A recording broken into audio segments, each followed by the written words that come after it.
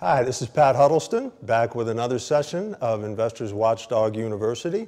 And we are honored once again to be joined by Boyd Page. Boyd, thanks for being here. It's good to join you today, Pat. Thank you, man. We are really excited about having you, and we are talking about going through our series on stockbroker duties. That is, those things that a stockbroker is supposed to do, those things that they should avoid. And we've come to a subject today that I understand lawyers who do what you do come up against more than frequently, which is unauthorized trading. Can you tell us something about that? Yeah, most investors, or many investors, I shouldn't say most, but many don't understand that a broker has no right to place a trade in your account without having your prior approval, both as to the specific security to be purchased or sold and the quantity to be purchased and sold.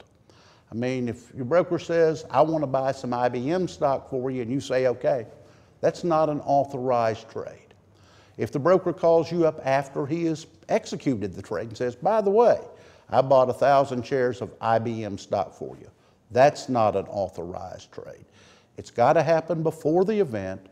There's got to be approval of both the security and the quantity of the security. Well, now, how about this situation? If I can Sure. cut in, I've heard it happen before where a broker says, hey, listen, Boyd, I'm your broker. There are going to be times when I see a great opportunity come up and we don't have a lot of time to act, and I know that I can make you some quick money. Do I have your permission in those limited instances to go ahead and make the trade? If you say yes to that, is any trading mix thereafter authorized? No, it is definitely not authorized unless you have given the broker a written power of attorney.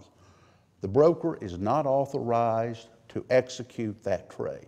And the situation you brought up is very common. I had a lovely couple from South Georgia come in about a year ago, and they had lost a lot of money. And they had never had a brokerage account before. They went to the broker. They gave him their money, and then they went home. And they assumed that he was entitled to buy and sell whatever he thought was appropriate for them. And when he bought and sold an array of things they didn't know what they were, they assumed that was okay. Fortunately, or unfortunately, they lost money. Fortunately, when we got involved in the situation, they were able to recoup that money. But no, I mean, the broker must always have a written power of attorney if he is going to execute any trade on your behalf.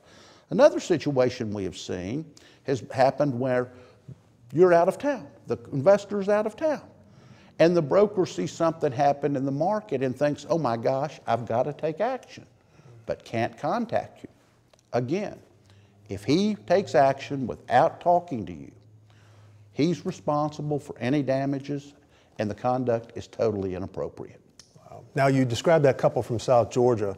Having done this kind of work, not as long as you, but a little while, I've seen those circumstances too. And I've often wondered what percentage of investors who may not have any exposure to the market other than a 401k account are under the mistaken impression that all brokers are just entitled to use their best judgment. A lot more than I think most people think.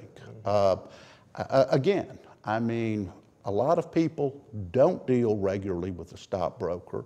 They view them as, look, I'm in essence turning my money over to a money manager. Well, I'm sorry, it's not a money manager unless you sign money management papers. It's not authorized unless you sign a power of attorney and grant the authority.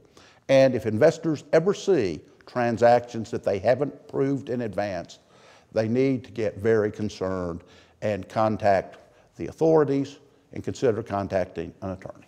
Terrific, great advice. Thank you, Boyd. Good to be here again, Pat. And that is it for this week's installment of Investors Watchdog University. We hope you will be with us again next week. Until then, class dismissed.